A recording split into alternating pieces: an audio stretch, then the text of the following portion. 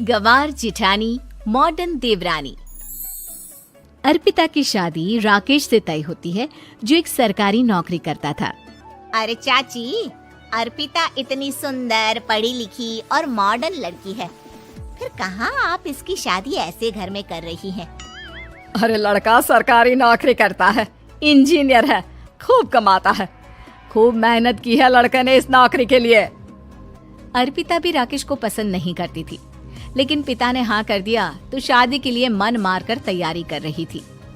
हाँ माँ, चाची ठीक ही तो कह रही हैं। पता है मेरी सहेलियों के पति कितने मॉडर्न हैं।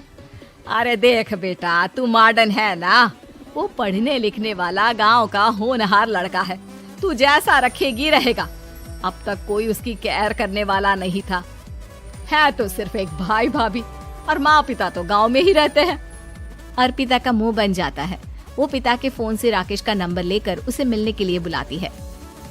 आज तो मैं उसे साफ साफ मना कर दूंगी, मुझे नहीं करनी शादी। शक्ल देखी है ना, कपड़े पहनने का तरीका है ना बोलने का। अर्पिता राकेश से मिलने जाती है। अब क्या हो गया? आपने मुझे अर्जेंट मिलने को बुलाया, सब ठीक तो है ना? हाँ सब ठीक है, पर मैं आपसे कुछ कहना चाहती हूँ। आप ना इस शादी से मना कर दे। राकेश की आंखें अर्पिता की इस बात से लाल हो जाती है।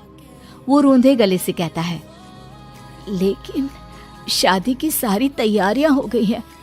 मैंने आपके साथ एक अच्छे भविष्य का सपना भी देख लिया है। ऐसा मत करिए प्लीज। माँ पिता के अलावा मैंने किसी को दिल से अपना माना है तो वो आप ही है। देखिए, मुझे आपसे कोई समस्या नहीं है, लेकिन आप मेरे जैसे नहीं हैं। मैं मॉडर्न लड़की और आप। मैं आपसे वादा करता हूँ, जब तक आपके लायक नहीं बन जाता मैं कभी आपसे बीवी का हक नहीं मांगूंगा। अर्पिता राकेश का प्यार देखकर पिघल जाती है और शादी के लिए हाँ कर देती है। दोनों की शादी हो जाती है, लेकिन शादी के बाद राकेश की भाभी, जो कि पूरी देहाती थी। ए राकेश, उठ, जब पानी भर कर ला और तेरी बीवी को बोल के चूल्हा लगा दिया है, रोटी बना ले। क्या है ये सब? और तुम्हारी भाभी इस तरह चिल्ला क्यों रही है? क्या करूं, भाभी ही खाना बनाती है और मुझे पढ़ने के लिए इस घर में रखा, तो मैं घर का सारा काम कर देता हूँ। अब तुम आ गई हो, अपने तरीके से देख लो। ये मकान तो तुम्हारे पापा ने बनवाया था ना, शहर में, ताकि बेटा पढ़ाई कर सके। हाँ, पर भाभी ही पूरे घर में रहती है। ठीक है, देखो अब। अर्पिता बाहर जाती है। सूट पहनी अर्पिता को देखकर जेठानी का पारा हाई हो जाता है। शहर की हीरोइन, यहाँ ना चलेगा ये सब, समझी? साड़ी पहनो साड़ी, वो नारंगी वाली निकाले हैं तुम्हारे लिए, जिसमें हरे रंग का फूल बना है, और सीधे पहुँचो रसोई में। मेरे आगे नहीं चलेगा ये सूट बूट का नाटक, समझी? देखिए भाभी, आप बड़ी हैं, आपने राकेश की पढ़ाई में मदद की, लेकिन ये मकान इनके पिताजी का है, तो मैं अपना पोर्शन अलग कर रही हूँ। मैं आज से आपके साथ नहीं रहूंगी। जेठानी का तो मानो पारा ही हाई हो जाता है। और आज तो कैसे नहीं रहेगी? हाँ, और कौन बोला कि राकेश अलग हो जाएगा? वो अपने भाई के बिना नहीं रहता। आज देखिए तो, देखिए कल के आई छोरी क्या बोल रही है। राकेश के साथ बात हो गई है, मैंने ऊपर का हिस्सा राकेश को दे दिया है, उसके अपनी जिंदगी शुरू हो रही है, तो अच्छा है ना कि अब रसोई भी अलग हो जाए। अर्पिता राकेश की ओर फक्र से देखती है कि उसने अर्पिता के लिए स्टैंड लिया। अर्पिता बाजार में जाकर सारा रसोई का सामान ले आती है।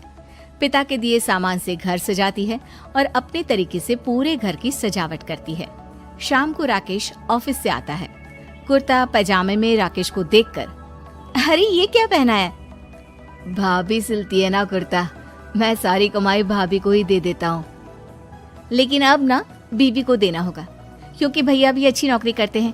भाभी अपने पति का पैसा संभाले और मैं अपने पति का पैसा संभालूंगी। तभी भाभी आ जाती है।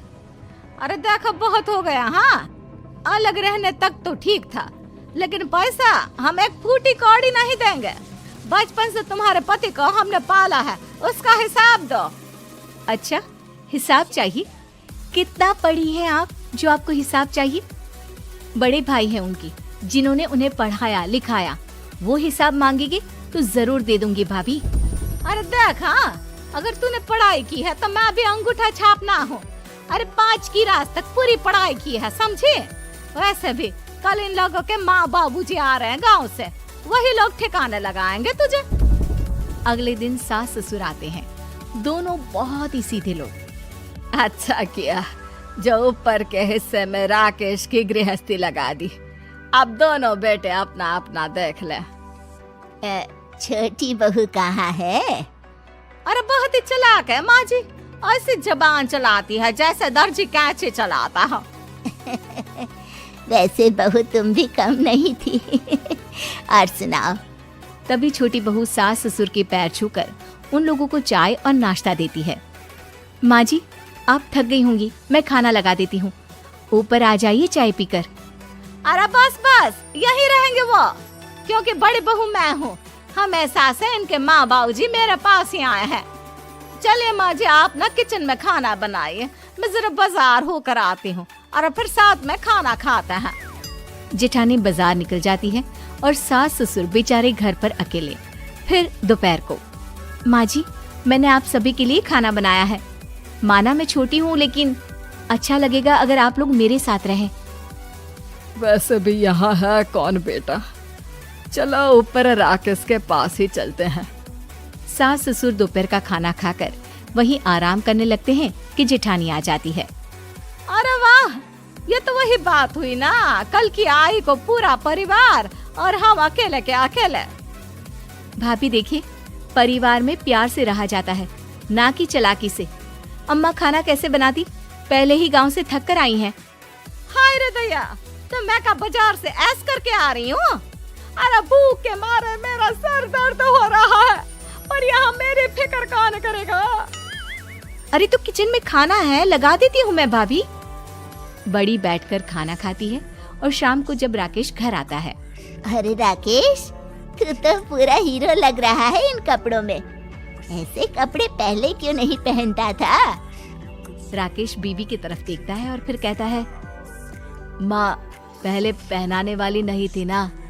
हाँ हाँ, और हम जो हाथ से सिल सिल कर कुर्ता पहनाते थे उसका का? अरे तुम्हारे भैया तो आज भी पहन रहे हैं। तभी अर्पिता सास के लिए कपड़े और ससुर के लिए शर्ट पैंट ला कर देती है। उन लोगों को फ्रिज से ठंडा पानी और टीवी में फिल्म दिखाती है। अरे कब से इनको बोल रहे हैं कि फ्रिज वाले आओ, लेकिन ये है कि मानत ही ना है। बहू, अब तो तुम ही समझाओ ससुर जी को। नहीं पापा, आप फ्रिज मत लीजिए। अरे वाह रे छोटे, खुद फ्रिज का ऐसे का मजा ले, और इनकी माँ के पास फ्रिज भी ना हो। अरे देखा पिताजी, देखा माँ जी कब बोल रही है। अरे उसकी पूरी बात तो सुन लो कि वो क्या बोल रही है।